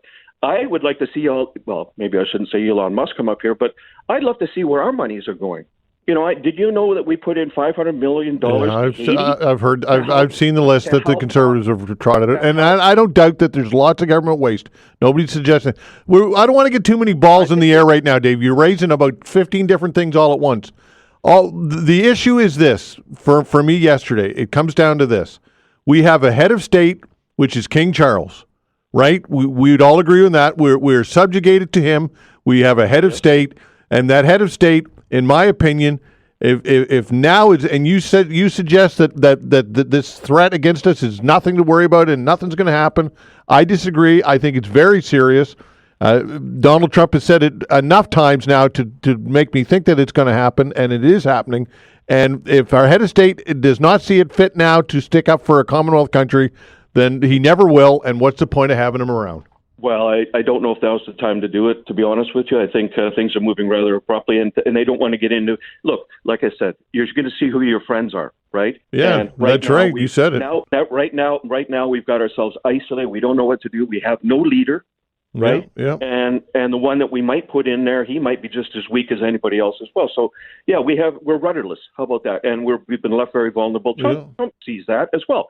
A lot of it is words. I'm not even too sure about this tariff thing, whether that'll go through. And I truly think that could hurt the Americans as well. And maybe he'll back off. It's going to hurt the Americans as well, very quickly. Yeah. So we shall see where that goes. But Todd, thanks for taking my call. Okay, Dave, thanks for the call, pal. Take care. Cheers, man. All right, you got to take care. Paul, go ahead. Hey, how you doing? Doing well. Well, I want to tell you something as far as like the relationship between Britain, the United States, and Canada. The largest thermal electric plant in Britain is called Drax. And we have plenty of forests that they used to go and find the staffs, mass for the sailing ships that conquered the Empire of Britain. Mm-hmm. Well, anyways, all the pellets that go into that facility, which is about 4,000 megawatts, they all come from Louisiana. So you think about the leverage that they have, that you mess around with the United States and you're messing around with your supply of energy for your largest thermal plant in Great Britain. Yeah, I get it. It's complex, Paul. I understand that, but I guess I come back to the when times are tough and things get down and things are rough, you find out who really has your back and who really matters. And as the head of state, of this country, a Commonwealth country, I would expect my expectation would be more than what we've received, and which is nothing. And I'm disappointed. Yeah. And that's just, is it the end of the world? No, it's not the end of the world. But I'm disappointed. Well, and look, I think it's very laudable to think of what's Prince Charles doing, right? Well, he's a man with cancer, and he's in his 70s or whatever, right? Yeah. Britons have very little regard for this country for a long time. Yeah, obviously no regard. Yeah, we'll roll out the red carpet for them when they come over and spend millions and millions and millions of dollars on hosting them. But there you go. The fools we are. Yeah, the fools we are. That's right. The thing is that my ancestors were put off the land in Scotland for sheep by the British aristocracy. Mm.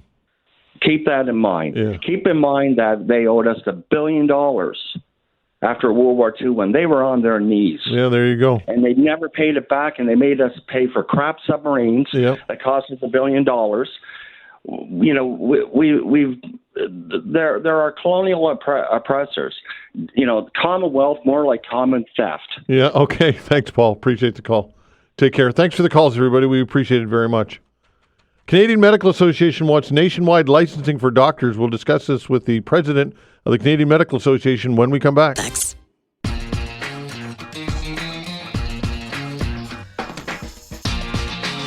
The Canadian Medical Association is calling on governments and policymakers to seize the moment and facilitate nationwide licensing for doctors, allowing them to practice in any province or territory at any time. Dr. Josh Reimer joins me to discuss this, president of the Canadian Medical Association. Dr. Reimer, thanks for joining the show. Oh, thanks so much for having me. All right, so why is now the time to really push for this? Well, this is something we've been pushing for a while, but now with all the talk about reducing interprovincial trade barriers and interprovincial labor mobility barriers, this is something that we're really hoping to seize that momentum and get so that family doctors, and all doctors for that matter, can move about the country and respond to urgent issues as they come up. Because right now, we need to be licensed and pay thousands of dollars to practice in any province or territory that we want to work in, which means we can't respond to urgent things without paying those thousands of dollars. Okay, so why was the system set up this way in the first place? What's the kind of the history of all of this? Well, this really goes back to Confederation. This is how we set up the country. So we decided back 160 years ago that we wanted to have healthcare run by the provinces. And because healthcare is run by the provinces, the colleges get their power to regulate physicians from the health ministers. And that made sense, back then when there's no ability to fly or quickly drive from one place in the country to another. But that's a different picture today. And while I don't expect we're going to overhaul the whole system, we do need to recognize that it would be beneficial to the system to be able to have a doctor in Calgary fly out to Halifax to help out if the ER is going to close, or if some doctor in a rural location needs a week off. That's something that some doctor in a different part of the country might be willing to come out and help out, but not if it means paying thousands of dollars. That's probably not worth it for them. And telehealth, of course, is at play as well with all of this, I would think.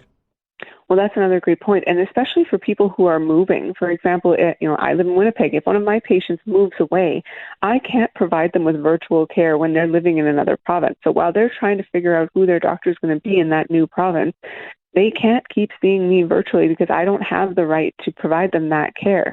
And so instead, they're stuck just going to a walk-in or waiting or going to an emergency room if they need care, even though I might be able to provide them that virtual care.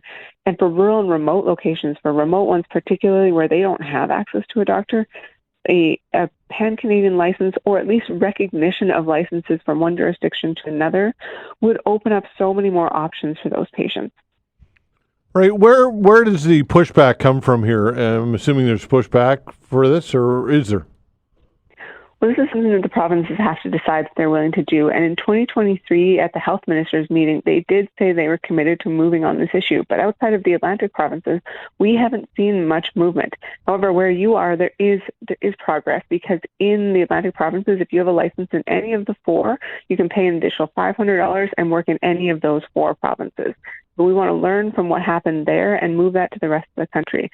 But this means supporting our colleges, because right now they're overwhelmed by the work that they have to do, because they're really trying to focus on getting international medical graduates working in the system. And so when they're putting all their resources towards that, which we want them to do, they don't have time to recreate their systems to try to make it simpler for doctors who are already in the system to move about the country. And I would think of the standards and practicing standards and all of that stuff wouldn't be at play here. If you could practice in Nova Scotia, you're fit to practice in BC and vice versa, right? So that's not a concern, I wouldn't think, is it, or is it not? No, that's not a concern. Our training across the country is fantastic. We're very lucky to have medical schools that are extremely high quality throughout the country. And in fact, if we want to move to another country, it's not that we won't get approved. If you're a doctor in good standing in your province, the likelihood of not getting a license in another province is very, very slim. The issue is just the paperwork and the thousands of dollars that you have to pay. And especially if we're just trying to respond to something temporary, maybe you're someone who'd be willing to go to the north for a week every couple of months. Paying those extra thousands of dollars and doing that paperwork is enough of a barrier that it prevents people from being willing to help out like that. All right. So, what are the steps that need to happen in order to get this done? What are kind of what's the checklist? Well, there's a few different options. So we could go with a national license. We right now are working on a national registry. The Medical Council of Canada is going to have a registry where all physicians, where you can see who's there, who's in good standing. That's a great first step, and that could turn into a national license. But even if we don't have a national license, right now, if we kept going with our current process where each province or territory licensed physicians, if we had an agreement amongst them that they recognize each other's licenses for short-term, for temporary, for occasional work, that's something that could meet this need as well, because what the goal is physician mobility, and that's what we want to see. All right. How optimistic are you that this will happen? You know, we've been pushing for a long time, so there's certainly parts of me that wonder if this will ever happen, but also if ever it could happen, now seems to be the time, because there's so much attention on reducing barriers to labor mobility. And so our hope is that all of the health ministers, the premiers, are going to see this as part of that push. And they're right now making steps in multiple areas that we've been trying to move for many years. And so perhaps today is the day. Okay. And again, there's no downside to it, I suppose, is there? I mean, when all is said and done, other than perhaps jurisdictional challenges or issues? Yeah, there's a few logistics that we need to work out to make sure that everyone's being regulated appropriately and that care is safe for Canadians. You know, for example, if you have a license in BC, but you're working in Saskatchewan temporarily for a week, we need to make sure that somebody's going to take care of things if there is a complaint. So certainly there are some small details that need to be worked out, but this is something that we see as a win for doctors and a win for patients. Okay, Dr. Reimer, appreciate your time. Thanks so much. Oh, thank you so much for having me. All right, take care. Dr. Josh Reimer, Canadian Medical Association President. Living with a rare disease. We'll talk to a Halifax woman to share her story about all of this when we come back.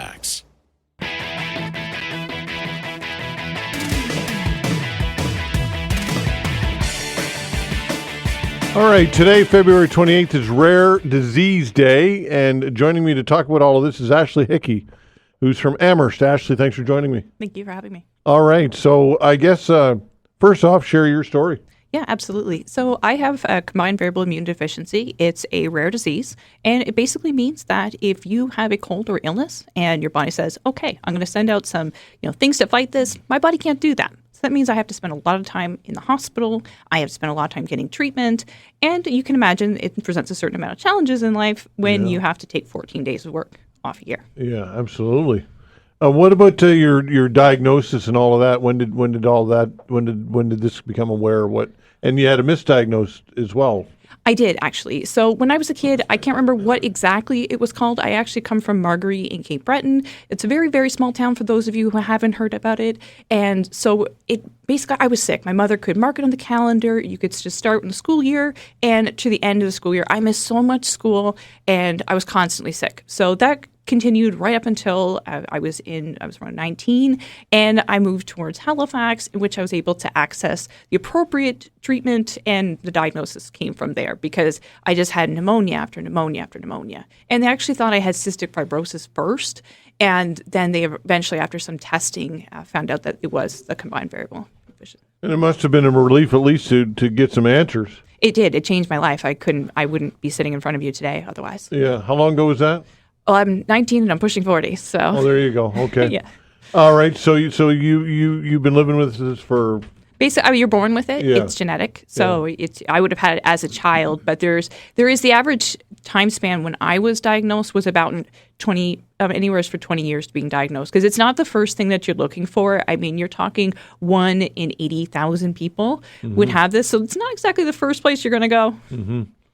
All right, so I'm reading some statistics. 1 in 12 Canadians live with a rare disease. That's right. There's over 7,000 rare diseases. So even though mine in itself is quite rare, 1 in 12 people in Canada have some form of a rare disease.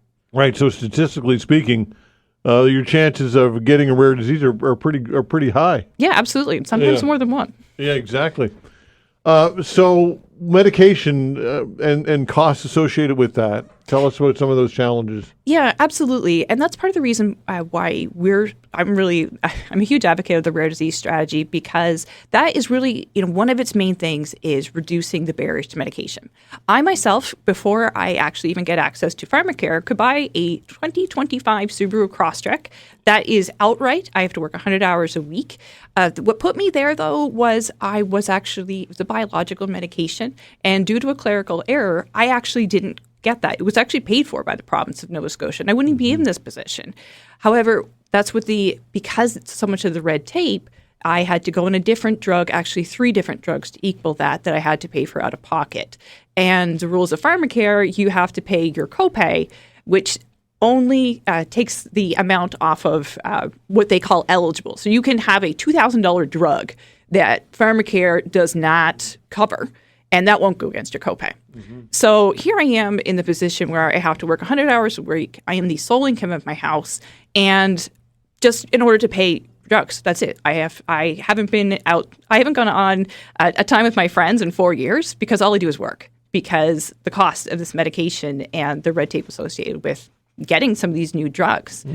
What type of work do you do? I'm a software programmer. Okay. And so the stress associated with all of that, like any disease, I'm assuming stress is a trigger?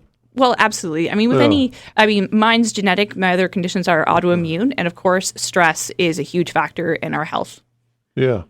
So you're stressed, you're working, you're tired, and that all adds to the problem. 100%. And when you think about stress, you look at New Brunswick, just right next door to us, they signed on to the strategy. There is millions of dollars in funding available for provinces to access to get some funding to assist with people like me. Nova Scotia mentioned it 3 times in their budget, has never done anything. But New Brunswick has, and 4 other provinces has. So there's this money sitting there that is federally available to the provinces, and Nova Scotia has mentioned it 3 times in their budget and never done it. So a catastrophic drug plan is something that obviously you would be a strong advocate of. 100%. I would worship the ground the day that happened. Yeah. Is it frustrating that it's that when you hear about it and it gets discussed, depending on who's in government and I guess what political lens they're looking through? 100%. I mean, actions speak louder than words. You can say, okay, yeah, absolutely, we're going to consider rare disease in our budget. You can do it 3 times. But, I mean, you see next door to us here in New Brunswick. Now, I live in Amherst, so I can see the New Brunswick flag out my window. And over there, they signed on. They're getting money from it. But here in Nova Scotia, the government is sitting on its laurels for the last 3 years and not doing anything about it. But they say they will. Yeah. But when?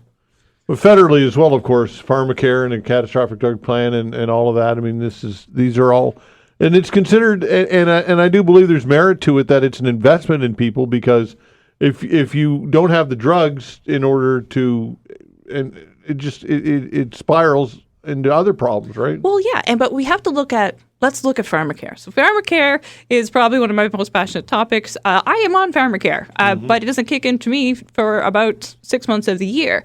Now, here's the thing. If you sign on to pharmacare in December, you get assessed a copay based on a portion of your income.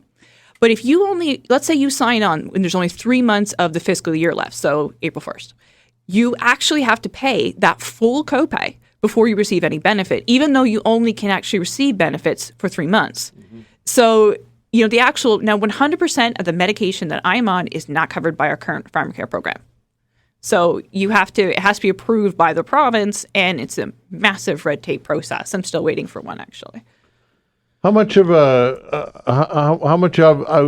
community out there is that bands together that deals with these types of things? How much support is there? I'm currently a member, a participant in the I'm Number 12 campaign, and they are actively, and now they are from a group of patient organizations. Immunity Canada is one that I have worked with, and they've put me in contact as well with a number of people like me. And the I'm Number 12 campaign has actually there's been 12 of us, and we've kind of banded together to raise awareness about the rare diseases, as well as through the events that we've been involved in, we've been able to meet other patient organizations where we can find some support and peers like us.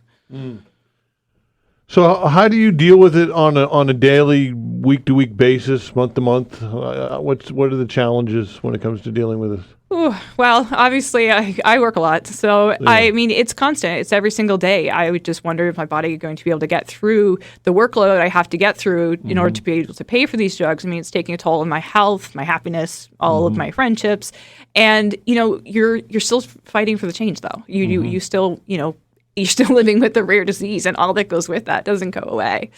How well do the medications work for you?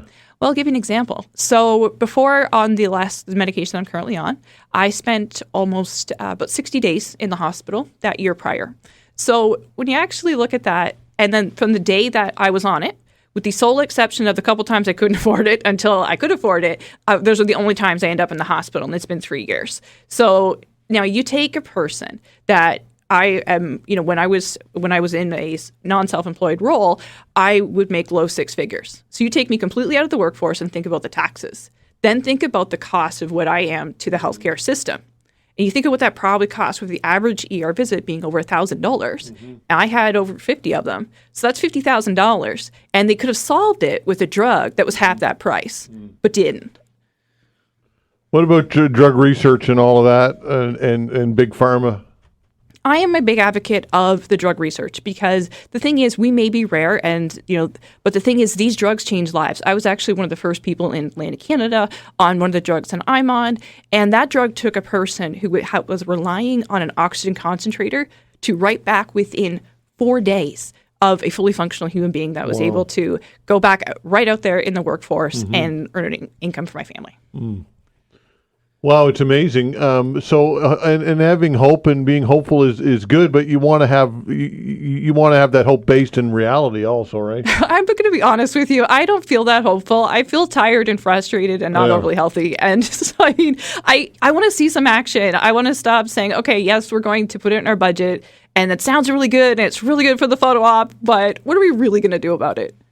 You think that have there been any provincial politicians or any federal politicians or anybody on the political scene that you thought has been a good champion for the cause?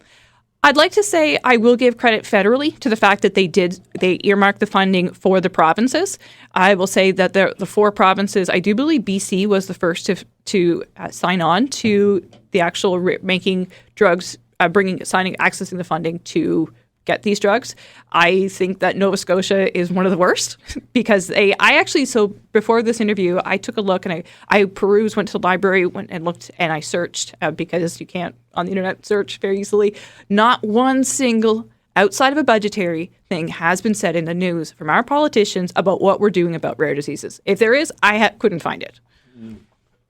What constitutes a rare disease? What are the parameters? I should have asked you that at the beginning of the chat. No worries. Its incidence is less than 1 in 10,000 people. 1 in 10,000, yeah.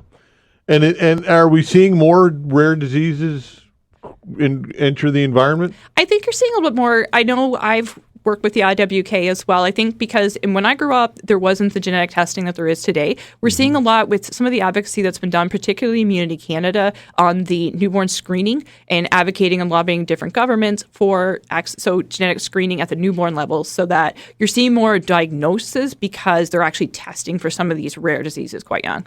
Okay. So if people want to know more about, you mentioned the IM number 12, is that an online thing? Or? Yeah, so if you search on any of your major social platforms, hashtag IM number 12CA, or another thing you can look at as well for rare disease, well, I guess in my case, Primary Immunity Canada, but there's also the Rare Disease Organization as well, and they link to a lot of the different patient organizations. Okay, do you interact on social media as well, personally, or do you want people to reach out to you? Absolutely. Actually, if you follow the IM number 12CA, my socials will be linked in some of the. We'll comment. It just got mine just got shared yesterday, so I will comment on it. Okay, and perhaps Vanessa and I could provide you with the audio, and you could post the interview. I would absolutely. I was actually going to ask you for that, so that'd be great. Vanessa, we'll take care of that. She's on it. Perfect. Okay. Thank you, Vanessa. All right. Listen, thank you so much for coming in, Ashley. I appreciate your time very much, and good luck and continue the battle. Thank you. Thank you very much. Okay, that's Ashley Hickey. When we come back and chat with Allister Aalders, talk sports and some other things as well, we'll be back. Thanks.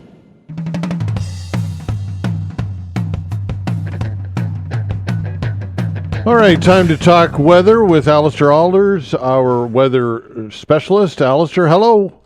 Hi, how are you? I'm well, stayed dry somehow, some way. Oh, it was a soaker last night. Not a lot of snow left on the ground this morning. I know that's not a bad thing, though. I like it. I like seeing my driveway for the first time, actually seeing the pavement. It's a nice change. That's what I've noticed. A lot of anyone who still had the ice in their driveway, it's pretty much gone now. So I'm sure a lot of people are happy. Yeah, indeed. So what was this? Was it a weather bomb, or how would you describe pretty intense weather system that rolled through the region? It wasn't. To my knowledge, I haven't. You have to calculate how many millibars it fell over a certain period of time. It wasn't a weather bomb to my knowledge. I haven't reviewed that atmospheric data, but what we had happen was that the low pressure system tracked to our north, so that put us into the warm sector of that low. So we had that brief period of some snow mixed over to some ice pellets and freezing rain, and then obviously temperatures lifted warm enough that it was just rain. But this system was tapping in from some moisture along the Atlantic coast and down into the southern Gulf states. So when you have that moisture that's streaming up from the Gulf towards the Maritimes, we get into those, heavier rainfall rates. Some parts of Nova Scotia actually had a few thunderstorms last evening, but we had just the rain at times heavy kind of sit over Nova Scotia, particularly the Atlantic coast, and that's why we got into the heavier rain here in Halifax, and obviously the temperatures were mild enough to really just help melt everything, which is good if you're not a fan of the ice. If you're a fan of the snow, well, you'll be hoping for a bit more, I guess, this month. Well, there you go. So what's the weekend weather outlook? So the weekend, it's a bit of a mix with another system rolling in on Saturday. It's not more so until Saturday night, and it's not really a system of significance for Nova Scotia. There will be a chance of flurries here in Halifax in the afternoon, but mostly it's just periods of rain as we go through Saturday evening and night with perhaps near 5 millimeters. The general range is 3 to 7 millimeters, and winds breezy southeast to southwesterly, 20 to 40 at times, 50, and we warm up to 4 degrees Saturday night. Now there is more cold to follow behind that. The system clears out Sunday. It's mainly cloudy, a chance of flurries, and we fall throughout the day from an early morning high of 3 degrees, and really that's going to set the stage for a cold Sunday night and a cold day Monday with a high of only -5. Lots of sunshine, but the cold's not sticking around. Temperatures, moderate back closer to and then even above normal by the middle of next week. All right, let's talk a little bit about meteorological spring compared to astronomical seasons. What can you tell us? What's the differences?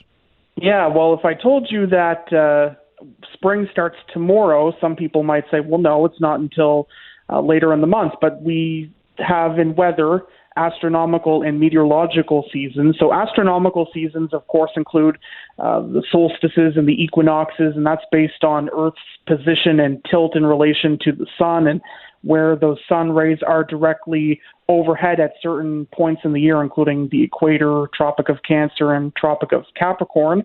Meteorological seasons are based on annual temperature and precipitation cycles that follow the calendar. It's broken down into 3-month increments. So meteorological winter is December, January, February, and then spring is March, April, May, summer, June, July, August, and then fall, September, October, and November. And forecasters and climatologists use this because the length of a meteorological season is more consistent than an astronomical season. And, typically, our coldest weather in the winter is December, January, February. Typically in the summer, it's, June, July, August. So it's just more consistent and more accurate for, keeping tabs on, obviously what happens in a season, but then also comparing that to more seasonal trends and changes from a climate scale. All right, and we've got a couple of eclipse events coming up in March as well. Tell us more about that. Yeah, so the first is a total lunar eclipse. That's going to be happening the night of March 13th and 14th, and this will be a total lunar eclipse for really most of North America, so that, of course, includes us here in Nova Scotia. You'll have to either stay up late or be up early to see it. It will be happening between just before 3:30 Atlantic time on that night and continuing until about 4:30 a.m. And obviously we need to hope that the weather is fine to see it, but we have that total lunar eclipse. And not as spectacular as obviously the solar eclipse that we had last April, but there's going to be another partially solar eclipse that's taking place on March 29th. This one's a bit interesting. It'll be happening as the sun is rising, and the maximum eclipse will be taking place here in Halifax. I believe it's 7:15 or 7:30 in the morning. So as the sun is rising, like I said, it's not a full eclipse. It's about, I believe, 85% coverage, or it's 80 to 90% generally. So we're really not going to see a lot of change with that eclipse. But certainly, if you still have eclipse glasses from the solar eclipse last year that are not damaged and still in good condition, you'll be able to witness that partial eclipse. Again, that is the morning of March 29th, and obviously we'll hope that the weather is in our favor. Okay, Al, appreciate it. Thank you, pal. Thank you. Have a good weekend. All right, take care. Allister Aalders, our weather specialist. When we come back, we're going to talk sports with Cecil, but before that, we're going to talk about the Halifax Transit passenger staff concerned with a recent spate of violent attacks. We'll chat with the president of the Transit Union when we return. All right, joining us for a chat is Patricio Garcia, president of the Amalgamated Transit Union. Hello, Pat. Hi. How you doing, Todd? I'm well. Yourself? Not too bad. All right. I wanted to reach out to you to talk about this recent spate of violence on transit and at transit locations, including that horrendous stabbing and a fight on a bus in Spryfield, which involved a hammer. I mean, this is scary stuff, isn't it? It is absolutely scary. I mean, this is stuff that's happening in broad daylight. The incident in Spryfield was during daylight, which is very scary. I mean, we had people that used bear mace to distract the driver. Driver pulled into a bus stop. 2 cars parked around the bus, stormed off, and started assaulting passengers. Wow. Driver was okay. Was obviously very shaken about the situation. As were the passengers. I mean, the driver did everything that they could. I mean, being that bear mace was released on the bus. Unbelievable. The downtown incident, I mean, that happened in broad daylight. We had a driver that witnessed it. I'm not sure if there were passengers or not around. The reports that I got was that there was a driver that was parked at the bus space, so it was 100% witnessed. And then on Monday, we had that stabbing at the terminal. Now, my understanding is that there may not have been buses around during that time, or there may have been a bus that showed up shortly after the stabbing. But it certainly is very concerning to us and our members, for sure. All right. What else can be done in order to improve the situation for your members? Well, the terminals in particular, we've had two terminals that have had, I guess you call them terminal walking supervisors. They're similar to road supervisors, but they're stationed at the terminals and they stay at the terminals. So at Lacewood and the Bridge Terminal, they have two supervisors along with a security guard at each terminal. And that supervisor and security guard is stationed there from around 12 or 1 p.m. until about 12 p.m. Until 12 a.m. Sorry. And during that time, they're inside the terminal building. They're outside. They're walking around. There has been a reduction, and I believe that the number that I heard that was presented to council of about 25 to 30% in incidents at both those terminals with that presence there. Now, while that doesn't get rid of everything, it certainly does help bring down the incidents at the terminals. Now, the other thing is that isn't all day. That is just a nighttime measure. And those supervisors are really good at knowing which passengers cause problems. They're the ones that are in charge of PPAing passengers. So, PPAing is, the Property Protection Act, which is banning people from the property. So they're able to know which passengers those are, or members of the public, that they're able to get to them right away. They're able to call police and say, listen, this person is banned. They're on property. We need you here right away to get them taken off and charged. So that would help for the terminal aspect. On the driving aspect, on the actual buses, I think a little bit more of an increased presence of police taking random rides on the bus. Now, I know that the police force is taxed with the same issues that we have, being able to staff up.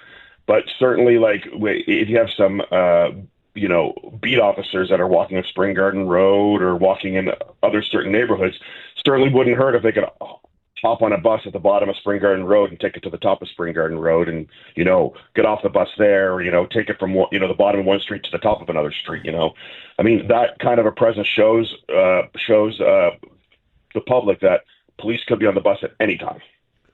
Yeah, so, I mean, when it comes to recruitment and retention, that's got to be tough with stories like this.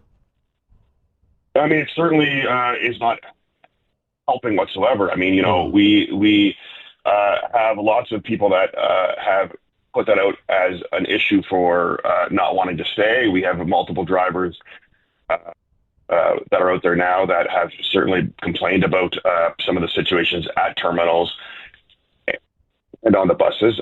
I mean, there has been a lot of safety measures that have been added in the last few years. We have the bus barriers that have been added, and I believe they're complete on the entire fleet now.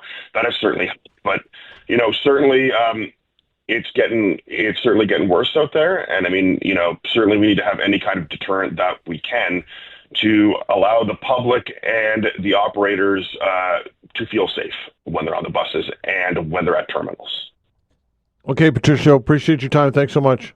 Yeah, thank you so much. All right, take care. Have a good day. You as well. Patricio Garcia, president of the Amalgamated Transit Union. Now joining us for a chat, talk sports, is our sports guru, Cecil Wright. Cecil, big basketball weekend in town. You got that right, baby. Yeah, for those who don't know what's going on, let everybody know. Well, for me personally, I'm going to start off with the Division I boys basketball provincials. They're at Dowplex starting at 2:00 with 4 games today. Millwood High versus Riverview in the first game. Armbreak Academy, who are undefeated in the top seed, they're playing Cobequid Educational at 4. Horton High versus CP Allen at 6. And the final game of the night, the North Nova High School team versus Citadel High. And I'm telling you, if you haven't seen these high school boys yet, you really got to get a look at them, because they're the next wave that are going to be going on to Atlantic University sport and playing at that level. And speaking of that, we have the AUS championships this weekend also at Scotiabank Center. Is that what they call it? There's a name change. I still think it's Scotiabank, but I'm not sure what else. But I think we can call it Scotiabank at this point. The center, we'll call it. Yeah, so there's going to be basketball gurus all over the city today, So if somebody just is sleepwalking and bumps into you, know that they're a basketball fan. Yeah, absolutely. So, how well attended are these events? I mean, these are hugely attended and widely anticipated events, right? Well, Scotiabank Center will probably have about 4,000 or 5,000 over the next couple days per day. I'm talking, and the boys basketball championships at Dalplex will probably be sold out. Indeed. And what's your participation in all of this?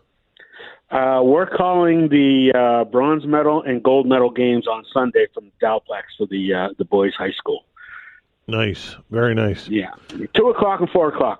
Okay. Also, I'm sticking with local sports. The Mooseheads, man, they need to start winning some games here if they want to be in the playoffs, right?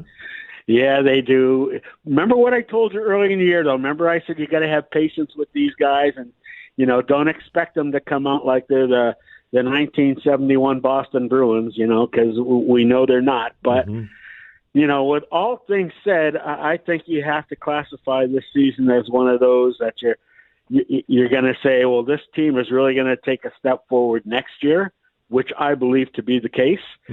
But I'd still like to see them make the playoffs. It'd be good for them. Do you think they will make the playoffs? Oh, see, you had to go and ask me that, put me right on the hot seat. Absolutely. That's what it's about. Yeah, I'm going to say they're going to make it. I've been pretty good at my predictions lately. Been beating the crap out of you anyway. Oh, goodness gracious. Give me a break. So, yeah, all right. Let's shift gears and talk hockey. There was a game in Boston this week. Oh, jeez. I was hoping we were going to run out of time. No, absolutely not. It was the Toronto Maple Leafs and the Boston Bruins, and the Leafs were down 3-0, and it looked like it was going to be another loss, but they came back and won overtime. What do you think of that? Yeah, well, hey, whoop-de-doo, regular season means nothing, I just know that in the playoffs, that's when you guys usually get your heart broken. So, I'll just leave it at that and let you have a good time wallowing in your win. Oh, there you go. And what are your thoughts on the Wayne Gretzky story? There's a petition in Edmonton to have his name removed from a street, for goodness sakes, over his political viewpoint on Donald Trump or supported Donald Trump. What are your thoughts on that? Well, remember I said before that I don't even think you should be playing the national anthem before games? Yeah. Stuff like this is the reason why. Because, Wayne Gretzky, love him or hate him, the guy's a hockey legend. You can't take it from him. Bobby Orr's a big fan of Donald Trump, too. I don't hate Bobby Orr as a result of that. I still respect him as a hockey player. I might not agree with his political standpoint, but I still think that he's one of the best hockey players who ever laced him up. And you can't take that from him. Same thing with Wayne Gretzky. I would have preferred Wayne Gretzky to come out there with a Team Canada jersey on, or a jersey of Bobby Orr or some Canadian hockey player who was incredible. But he didn't. He chose not to. It's his choice. It's not our choice. Yeah, but I guess, but can you, understand why some people would feel or want him to be more patriotic, I guess? I don't know. What are your thoughts?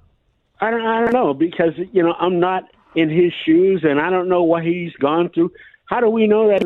I heard a whole bunch of crap from, some Canadians who were fans of Calgary, for instance. Yeah.